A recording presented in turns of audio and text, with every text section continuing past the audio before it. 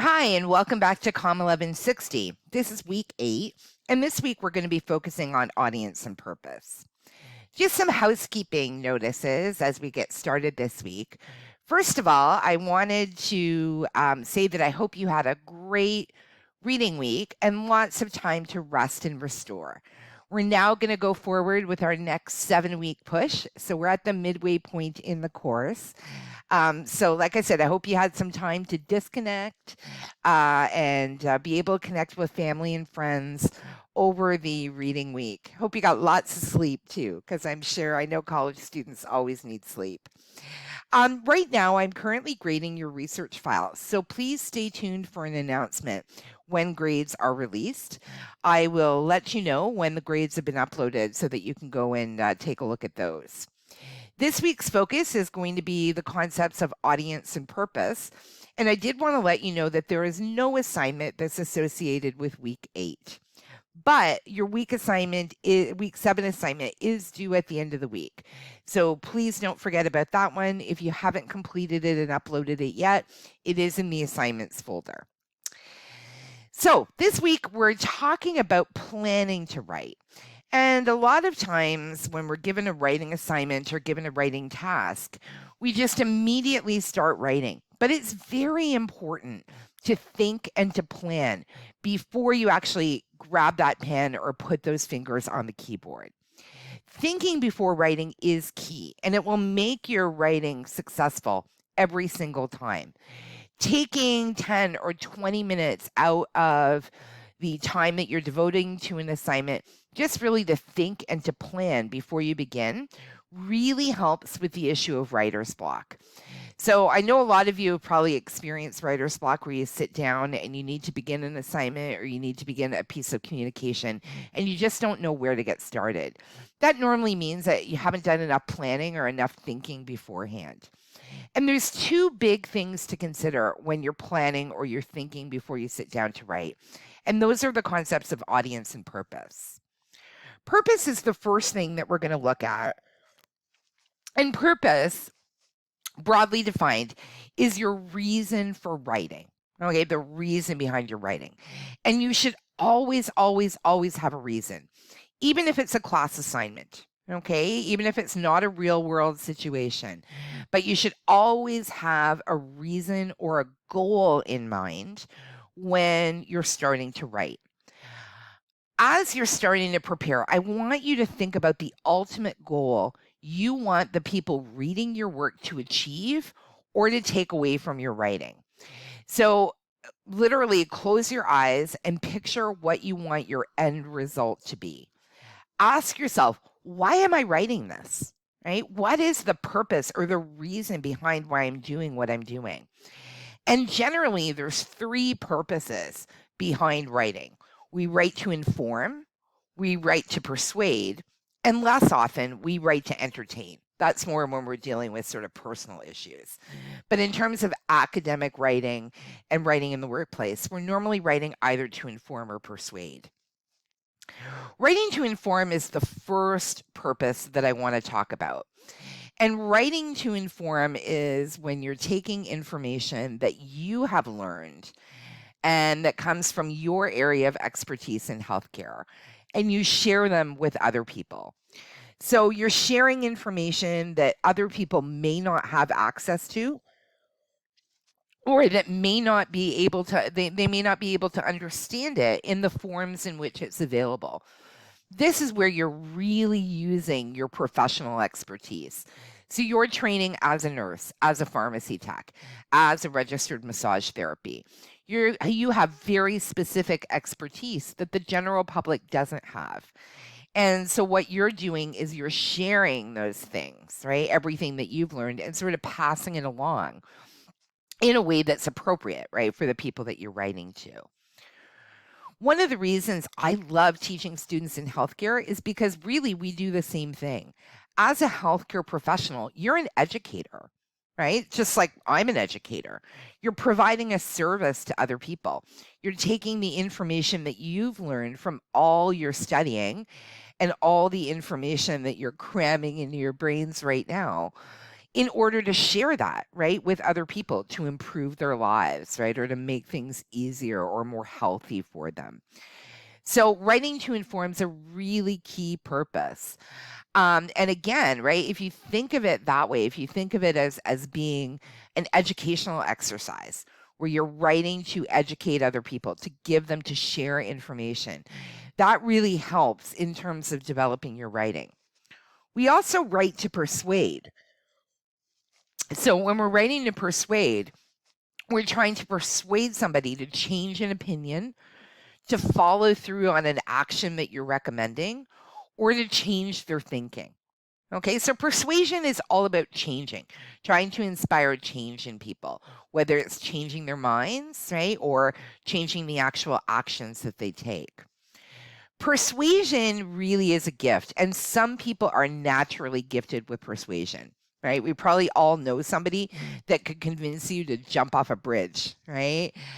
Even though it's not a good idea, but they're so persuasive, they could get you to do just about anything. The good news, okay, for those of us that are not as naturally gifted with persuasion, is that it is a tool that you can learn, and it really just requires like a little bit of planning and some thinking. The best persuasion involves thinking about the hot buttons, okay, for a specific group or a specific person. So, really sitting down and thinking what motivates somebody, right? What evidence or what facts can I use to make somebody change their mind or change their actions? Advertising is brilliant at this. So, if you want any kind of an example, just look at commercials on TV. The ones that are effective are the ones that are the most persuasive, that make you think that you really need a product, right? That you'll die unless you get that new kind of lotion that's out there. And they play on different things, your emotions. They play on your sense of logic, right? And they appeal to all sorts of different things. It really is quite clever, the way that people do it. You want to become gifted with persuasion because ultimately you're going to want to change people's actions, right? You're in the business of health promotion. So, maybe you have a patient or a group of people that you're writing to where you're trying to convince them to quit smoking, for example, right? Or trying to convince them to follow a certain exercise regimen if you're an RMT. You have to be persuasive with that, right? So, again, thinking about ways that you can influence people. I know in a way it sounds kind of bad, like you're manipulating people, but remember you're manipulating people for the good. So you're persuading people to do things that are good for them and that are ethical. So in that case, persuasion's not a bad thing, right? It's a very, very good thing. Audience is the next thing that we need to think about. We need to think about that in connection with purpose. So when we talk about audience when you're writing, we're talking about the group or the individual that you're writing for. Okay. In healthcare, I want you to think of the 3 Ps. Okay. Because generally your audience will be one of these: patients or the public, profs when you're doing assignments, and then peers when you're sharing information with other healthcare professionals, whether they're the same type of professional that you are or an allied professional. Doesn't really matter. They're still your peers, right? They're still in the business of healthcare. What you want to do with the audience is think like the FBI. And if you watch any of those murder shows and stuff that are on TV, you know that when the FBI is trying to find a serial killer or trying to solve a crime, one of the things that they do is they profile that killer, right? So they start looking at all of these clues in the crime and building a profile for the person that they're looking for. And they even get down, right? It's amazing what they do. They even get down as specific as what type of occupation the killer might have, right? What type of family relationship the killer might have, what age the killer might be. And they look at all of these things, and that helps them narrow down to the person that they're looking for. You want to do the same thing. Okay, so you want to think just as strategically as the FBI does when you're writing. Who exactly am I writing for? Okay. Writing for patients and the public can be difficult because, they're a large group and there's lots of things going on with them, but we'll look at different ways to communicate with different groups. Excuse me. Writing for profs is also a talent that you can develop. So literally, when you're writing an academic assignment, profile your professor. Okay, think about them like the FBI thinks about them. What sort of things are they interested in? What gets them excited? What sort of topics do they bring up again and again? And then use that information, right? So that when you're writing to them, you can inform them or persuade them in a way that's going to work for them. Writing for peers, right? You want to actually picture somebody that's in your same program or another allied health professional and do the same thing. Think about what makes them tick, right? If you're a nursing student, what makes nursing students tick? What sorts of things are they interested in? What sorts of things are they passionate about? What do they like hearing about? What's a good way to get their attention? And again, thinking about all of this stuff before you even write is really going to help. When we're talking about audience and we're talking about profiling, there's some considerations that you literally can go through in a process so that you're able to come up with a kind of profile for what it is that you're looking for. So ask yourself, what do you know about the audience's age, their gender, their geographical location, their education, their professional position, right? And so on and so forth.